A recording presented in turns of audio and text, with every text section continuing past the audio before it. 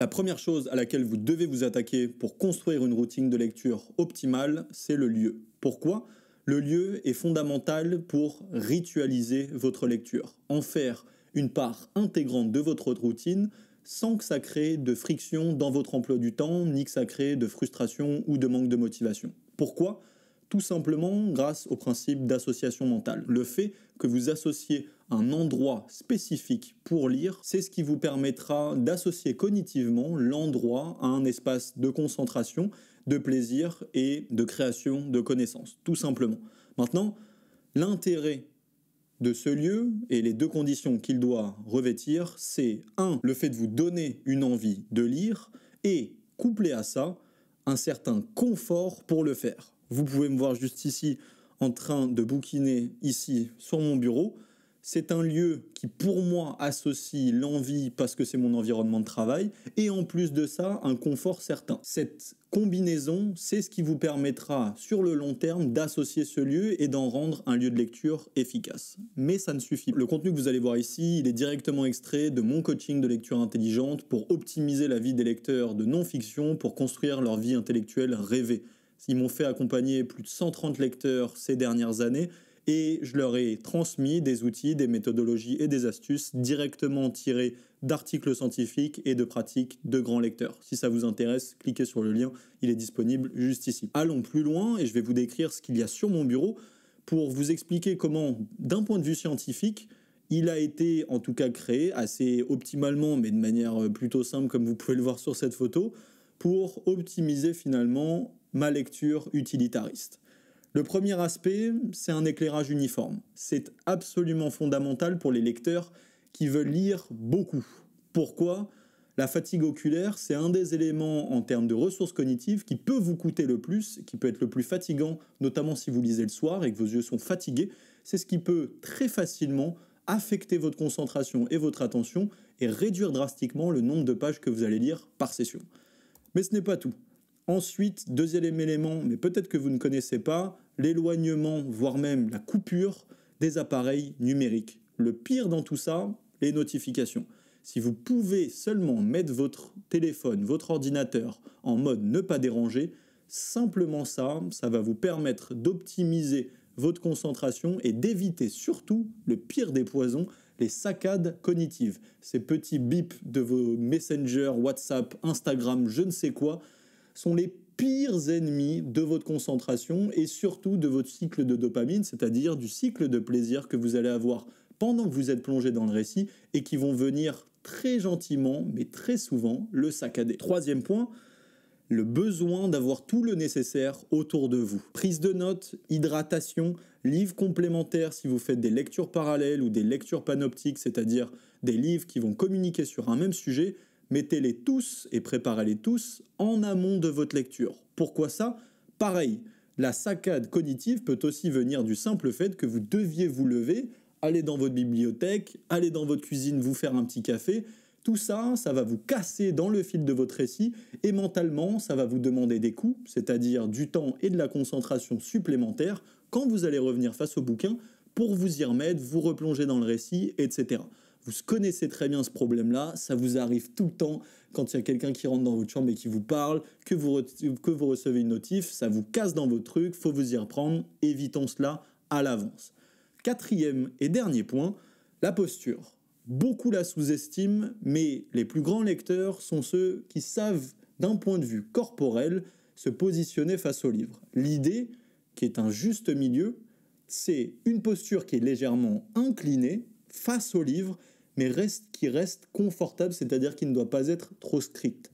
Si je suis pointilleux sur ça, c'est parce que c'est un aspect très important, non seulement pour vos yeux, pour qu'ils puissent facilement capter l'ensemble des signes que vous avez sur votre livre, et en plus de ça, pour maximiser la durée de vos sessions de lecture et en faire des sessions plaisantes plutôt que de vous faire un lumbago. Enfin, dernier point, parce que je sais que c'est une question que se posent beaucoup de lecteurs, d'un point de vue scientifique, il y a des bonus à ça. Le premier, l'absence de musique.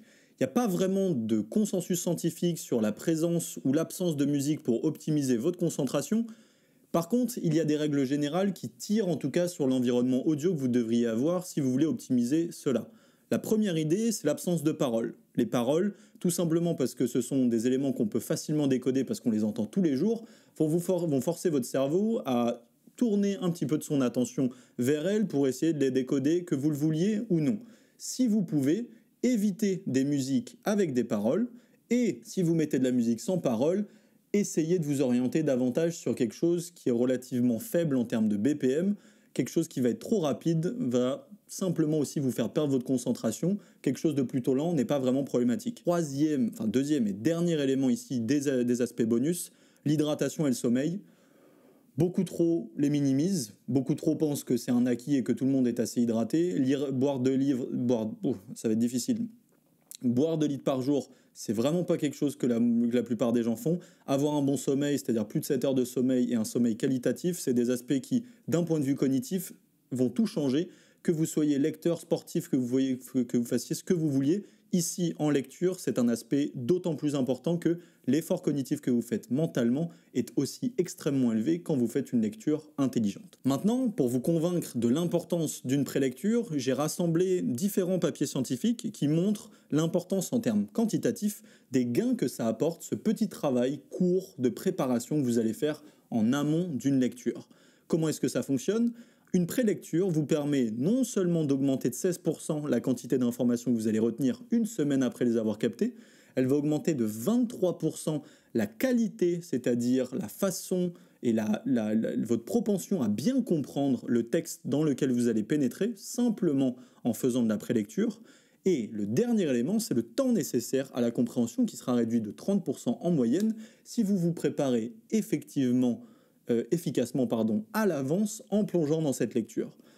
En plus de ce cadre de lecture qu'on vient de rendre optimal d'une certaine manière, la deuxième composante fondamentale d'une bonne prélecture, c'est la définition d'un objectif de lecture. C'est la clé de tous les lecteurs qui veulent lire pour apprendre, c'est-à-dire principalement de la non-fiction. Vous me connaissez, c'est de ça dont je parle sur cette chaîne.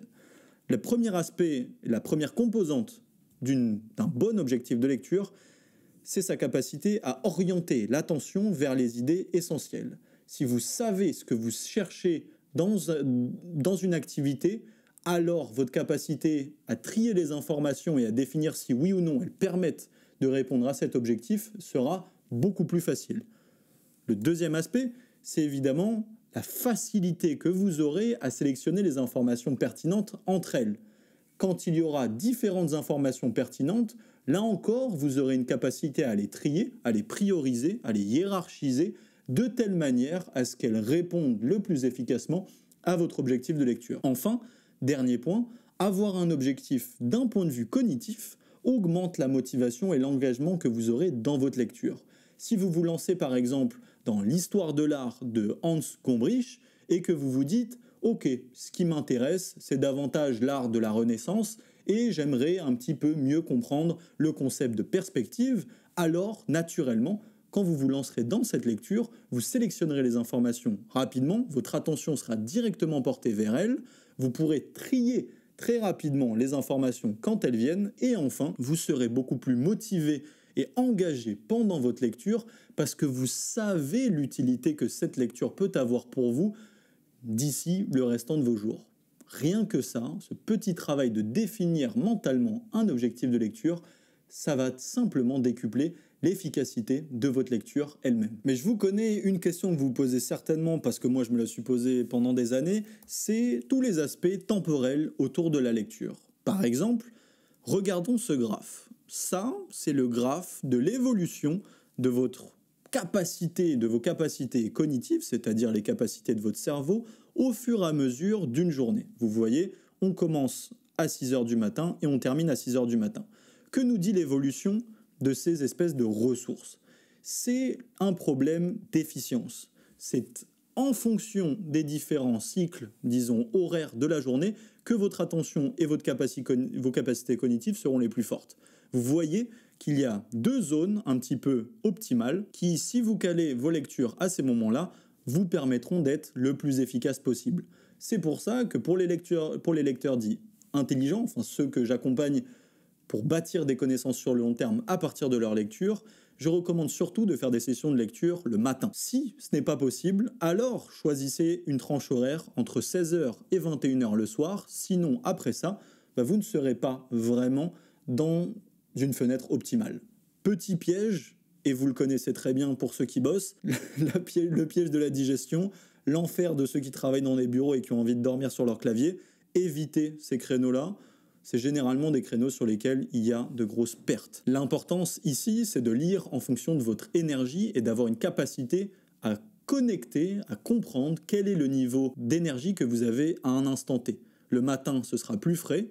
Le soir, une lecture plus légère sera favorisée. La conséquence de ça, c'est le fait de ne pas forcer quelque chose de complexe, un livre complexe d'un point de vue conceptuel, un livre peut-être qui demande un fil du récit extrêmement complexe, je pense à 100 ans de solitude, à Joyce, etc. Évitez de vous forcer des ouvrages comme ça après une journée intense. Vous n'avez pas les ressources cognitives pour le faire, il n'y a pas à vous en frustrer, c'est totalement naturel et c'est mécanique. Plutôt, repoussez-les au lendemain ou à plus tard quand vous aurez une ressource beaucoup plus forte et préférez maintenant à la place des lectures plus légères. Cherchons maintenant le bon format, la comparaison entre les aspects écran et les aspects papier pour comprendre un petit peu comment naviguer entre ces deux supports, les deux ayant des avantages et des atouts sur lesquels vous pouvez capitaliser. Le premier avantage principal d'une lecture sur écran, c'est les capacités de recherche et d'annotation qui sont beaucoup plus faciles. Et oui, c'est plus facile de jumper directement sur votre outil de prise de notes ou alors à envoyer un message ou alors à faire une recherche internet sur Wikipédia plutôt que de le faire quand vous êtes que face à votre bouquin. Le problème et le pendant de ça, et d'ailleurs ça a été beaucoup utilisé dans la recherche scientifique et notamment les universités américaines, c'est le problème d'ancrage mémoriel. Quand vous captez une information par écran, nous sommes biaisés en tant qu'êtres humains parce que nous estimons que l'information étant beaucoup plus présente sur le net et via les écrans, elle est d'une certaine manière moins rare et moins importante à garder.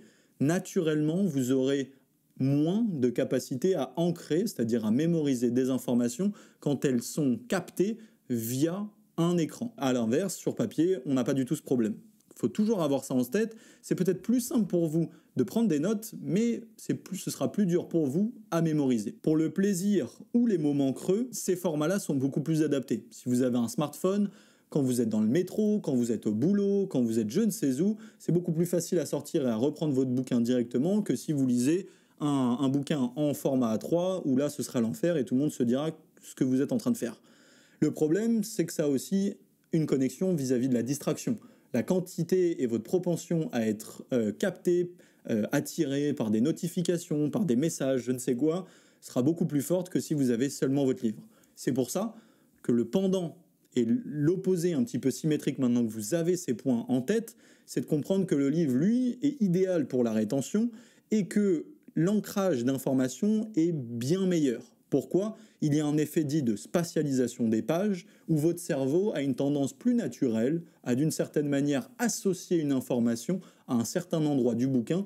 À l'inverse, quand il vient sur écran, l'écran étant interchangeable et changeant tout le temps de qu'est-ce qu'il y a dessus, eh bien, votre cerveau sera moins capable de les ancrer. Maintenant, optimiser cette logique un petit peu de routine, je vais vous proposer une méthode, une technique que j'ai construite via notamment les cours d'un prof de neurosciences à Stanford, qui est Andrew Huberman, qui a développé l'idée et le concept de task switching, le fait qu'il y ait des coups quand vous commenciez une nouvelle activité différente d'une autre. Si, mettons, que je suis en train de me faire un café et que je veux commencer à lire un ouvrage de philosophie, il y a une grande différence intellectuellement entre l'activité de faire un café et de lire un bouquin de philo. Pour éviter un petit peu le choc entre ces deux différentes activités, ce qu'on va faire, c'est un espèce d'atterrissage d'une activité à l'autre. La technique des 3 pages, elle permet d'une certaine manière, quand vous commencez votre session de lecture, à arriver optimalement à un niveau de concentration qui vous permette de capter un maximum d'informations pendant votre session de lecture. Comment faire cette technique des 3 pages ? Première étape, ouvrir le livre là où vous l'avez laissé. Une fois qu'il est ouvert, vous allez simplement aller 3 pages en arrière et petit à petit relire, sans faire de la lecture rapide, ces 3 pages et vous imprégner des souvenirs que vous aviez à votre dernière session quand vous étiez en train de les lire. Ce qui est extrêmement intéressant, et c'est pour ça que je l'ai noté, c'est que ça va aussi faire office d'active recall, c'est-à-dire que vous allez pouvoir remobiliser des informations que vous avez déjà captées à vos précédentes lectures, et en vous en ressouvenant, vous allez pouvoir faire un effet de répétition de ces informations et donc beaucoup mieux les ancrer dans votre mémoire. En plus de ça, vous allez pouvoir reprendre le fil du récit facilement et arriver à la fin de ces 3 pages, vous aurez fait la technique des 3 pages et vous pourrez continuer naturellement votre session au chapitre là où vous l'avez laissé, cette fois-ci non seulement avec le fil du récit en tête, avec le fil de vos pensées de la dernière session de lecture et en étant d'un point de vue cognitif, concentration et mémoire à un niveau optimal. Mesdames et messieurs, c'est absolument magnifique. Mais je n'ai pas répondu à ces aspects de temps. L'aspect temporel, il est calé sur un aspect 20-25 minutes. C'est généralement l'intervalle de temps et le cycle d'attention actuel d'un être humain lambda. L'information que la plupart des lecteurs ont tendance à oublier aujourd'hui, c'est que cette donnée est fondamentalement variable. Elle varie en fonction de vos dépenses et d'une certaine de vos activités dans la journée d'un point de vue cognitif. Qu'est-ce que je veux dire par là ? C'est que certes, 20-25 minutes, c'est la durée optimale d'une session, mais si vous êtes un bon lecteur, comme par exemple moi je l'ai fait en décembre, vous pouvez augmenter ce cycle d'attention, augmenter sa durée, un petit peu comme un sportif qui s'entraînerait à faire du cardio pendant 20-25 minutes et qui, au fur et à mesure des séances, décide de passer à 30, à 32, à 35. Petit à petit, son attention et ses ressources cognitives étant d'une certaine manière tonifiées, intensifiées à monter, elles seront beaucoup plus faciles et malléables à augmenter sur la durée. Ce que ça implique, par contre, triste nouvelle, pour les personnes qui font des activités cognitives qui leur coûtent et leur détruisent l'attention et la concentration, je ne vais que mentionner TikTok, Instagram, les réseaux sociaux et plein d'autres activités cognitives qui peuvent vous bouffer via les écrans. Alors, à l'inverse, petit bémol, ce cycle d'attention peuvent aller à l'inverse. C'est ce qui explique par exemple que quand vous allez en vacances et que vous n'avez pas lu pendant un bout de temps, ou que, mettons, vous ayez passé 2 heures à regarder un ensemble de shorts, le problème c'est quand vous allez arriver face à un bouquin, le bouquin va vous sembler un peu chiant, difficile à suivre, difficile à retenir et à suivre comme récit, etc., etc. Pour répondre à ce problème-là, la chose que vous pouvez faire, c'est faire comme moi en décembre. Entraînez-vous, session après session, à partir de 20-25 minutes de session de lecture et à regarder si au bout de 25 minutes vous êtes toujours capable de suivre et d'avoir un cycle d'attention vraiment élevé. Si c'est le cas, vous avez simplement à passer à la prochaine session à 27 minutes, 30 minutes, 32 minutes, 35 minutes. C'est ce qui m'a permis, moi, fin décembre, d'arriver en un seul mois à presque doubler, voire même tripler la durée de mes sessions de lecture avant que j'ai besoin de prendre une pause. C'est la conclusion un petit peu de ce qu'on va trouver en termes de routine de lecture. Évitez les réseaux sociaux, TikTok, YouTube en amont et même de manière générale dans votre vie si vous voulez avoir des cycles d'attention plus forts. À l'inverse, si vous voulez les augmenter, lisez pendant plus longtemps et utilisez des techniques notamment de méditation ou de cohérence cardiaque qui favorisent une capacité d'attention, une capacité de concentration beaucoup plus élevée. Voilà, j'espère que ce petit extrait du tremplin vous aura aidé. Si ça vous intéresse d'aller plus en profondeur et de créer une routine de lecture intelligente vraiment adaptée à vos objectifs, comme je vous l'ai dit au début, vous pouvez aller voir la page de vente du tremplin. Et j'espère que ce petit cours vous aura plu et je vous dis à très vite.